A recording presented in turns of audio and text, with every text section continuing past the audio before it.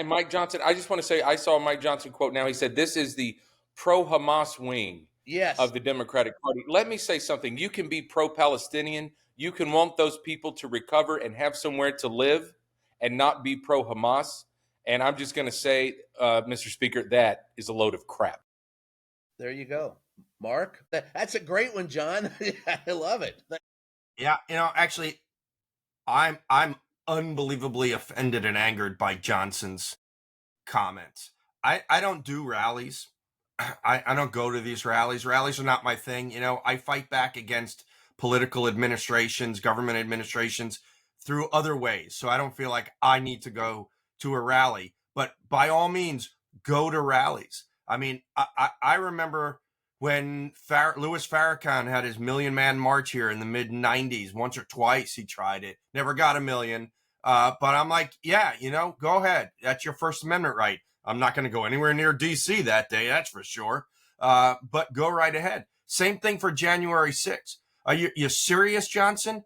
You don't condemn what happened on January 6th with all the MAGA supporters going to actually physically harm police officers and storm your building, but you're going to claim that this upcoming rally, which I bet anything stays nonviolent, maybe some idiots will cause some property damage and hopefully they'll get arrested and prosecuted. But to say that this is the pro-Hamas wing, John said eloquently, I don't need to repeat it, the Hate America rally when they're opposing authoritarianism, or that they're Antifa people, of which there's no such thing, even though it's a terrorist organization now. It's really, who do we not like is Antifa. Who is in opposition to us is Antifa. It's an effort for the government to actually do what they are doing to oppose the regime that day. And actually, I'll be very interested to see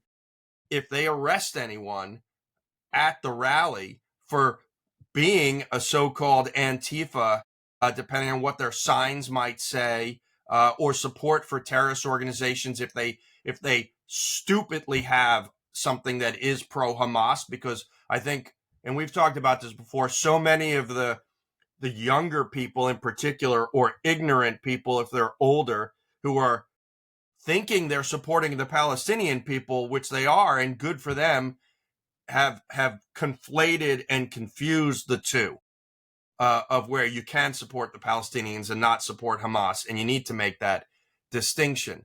But I am, Speaker Johnson is the top of my I don't like you list this week. Well, I would quote a couple of congressmen I know about what list he's on top of, but discretion is a better part of valor, and I won't say that he's on the fuck you list. Oh, did I say that out loud? That's. I mean, if anything, he'll go down in congressional history as the Speaker of the House who most ceded legislative power to the executive branch, disgracefully. Yeah, I agree. Yeah, he's on that not so all-star team. One other point about this, the rally is important. Free speech, very important. Mark said, I won't repeat that. I totally agree with what he said. You're going to see millions of people across the country in, big cities, medium-sized cities, taking to the streets, protesting Trump and authoritarianism, and that will show that there's energy on the left. But can they capitalize on that energy, get people to vote in 26 and 28, and can they also turn their message about Trump? It's yes, but voter, those independents.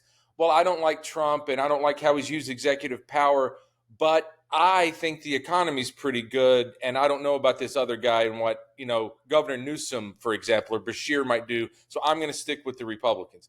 Can they translate this energy and talk to those but voters? Because they broke for Trump last time.